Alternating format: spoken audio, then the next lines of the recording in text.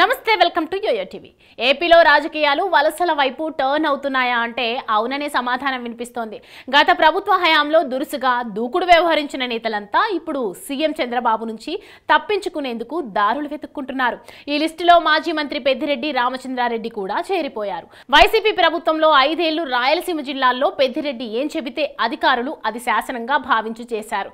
ఇందుకోసం నిబంధనలు, నియమాలు, మంచి చెడు అన్ని పక్కన పెట్టేశారు. తెలుగుదేశం నేతలు, కార్యకర్తలపై పెద్దిరెడ్డి కనుసన్నల్లో కనుసైగ ఆదేశాలతో అనేక సార్లు దాడులు జరిగాయి. కొందరు పోలీసులు అతిగా ప్రవర్తించి తెలుగుదేశం నేతలపై అక్రమ కేసులు పెట్టి ఇబ్బందులకు గురిచేశారు.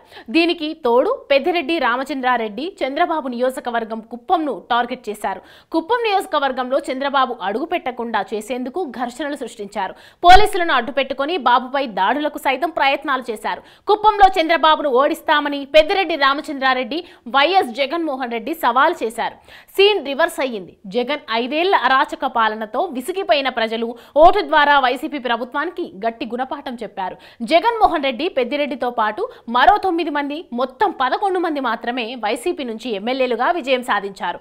అధికారంలో ఉన్నన్ని రోజులు పోలీసుల సహాయంతో విర్రవీగిన పెద్దిరెడ్డి రామచంద్రారెడ్డి, ఆయన గ్యాంగ్ ఇప్పుడు బయటకు వచ్చేందుకు వణికిపోతున్నారు. టీడీపీ కూటమి అధికారంలోకి వచ్చిన కొద్ది రోజులకే మాజీ మంత్రి పెద్దిరెడ్డి రామచంద్రారెడ్డికి బిగ్ షాక్ తగిలింది. పుంగనూరు మున్సిపల్ చైర్మన్ అలీం భాషాతో పాటు 12 మంది మున్సిపల్ కౌన్సిలర్లు తెలుగుదేశంలో చేరారు. దీంతో పుంగనూరు మున్సిపల్ కార్యాలయంపై తెలుగుదేశం జెండా రెపరెపలాడింది.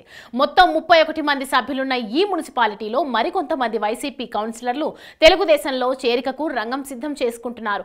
క్యాడర్ చేజారుతున్న క్రమంలో పెద్దిరెడ్డికి తెలుగుదేశం కూటమి ప్రభుత్వం మరో బిగ్ షాక్ ఇచ్చింది. ఆయన సెక్యూరిటీని తగ్గించింది. గతంలో పెద్దిరెడ్డి మంత్రిగా ఉన్న సమయంలో ప్రభుత్వం 5+5 సెక్యూరిటీ ఇచ్చింది. ఇప్పుడు ఎమ్మెల్యే హోదాలో ఉండటంతో 1+1 సెక్యూరిటీ మాత్రమే ఇస్తామని చెప్పింది. పెద్దిరెడ్డి కుమారుడు ఎంపీ మిథున్ రెడ్డికి గతంలో వైసీపీ ప్రభుత్వం ఉండటంతో 4+4 సెక్యూరిటీ ఇచ్చారు. ప్రస్తుతం కేవలం ఎంపీగా ఉండటంతో అందుకు తగిన భద్రతను ప్రభుత్వం కల్పించనుంది. దీంతో పెద్దిరెడ్డి, మిథున్ రెడ్డి తమకు భద్రత పెంచాలంటూ ఏపీ హైకోర్టును ఆశ్రయించారు. తమకు ఎలాంటి సమాచారం లేకుండా హడావిడిగా సెక్యూరిటీ తొలగించారని పెద్దిరెడ్డి, మిథున్ రెడ్డిలు హైకోర్టులో దాఖలు చేసిన పిటిషన్లలో పేర్కొన్నారు. 2 పిటిషన్లపై విచారణ జరిపిన హైకోర్టు రాష్ట్ర ప్రభుత్వం అభిప్రాయం కోరింది. చట్టపరమైన నిబంధనల ప్రకారమే వారికి భద్రత కల్పిస్తామని ప్రభుత్వం తేల్చి చెప్పేసింది. దీంతో పూర్తి వివరాలతో కౌంటర్ దాఖలు చేయాలని ప్రభుత్వానికి హైకోర్టు ఆదేశాలు జారీ చేసింది. తదుపరి విచారణను న్యాయస్థానం జూలై 8కి వాయిదా వేసింది. దీనికి తోడు రాష్ట్ర ప్రభుత్వం పలు శాఖలపై శ్వేతపత్రం విడుదల చేసేందుకు సిద్ధమైంది. పెద్దిరెడ్డి రామచంద్రారెడ్డి వైసీపీ ప్రభుత్వంలో గనుల శాఖ మంత్రిగా, పంచాయతీరాజ్ మంత్రిగా పనిచేశారు. ఇసుక గనుల వ్యవహారంలో పెద్ద ఎత్తున అక్రమాలకు పాల్పడినట్లు ఆరోపణలున్నాయి. దీంతో ప్రభుత్వం పెద్దిరెడ్డి శాఖలపై గురిపెట్టింది. శ్వేతపత్రం విడుదల చేసేందుకు సిద్ధమైంది.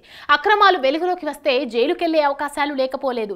దీంతో ప్రభుత్వం టార్గెట్ నుంచి తప్పించుకునేందుకు పెద్దిరెడ్డి, ఆయన కుమారుడు మిథున్ రెడ్డి బీజేపీలోకి వెళ్లేందుకు రంగం సిద్ధం చేసుకున్నట్లు సమాచారం.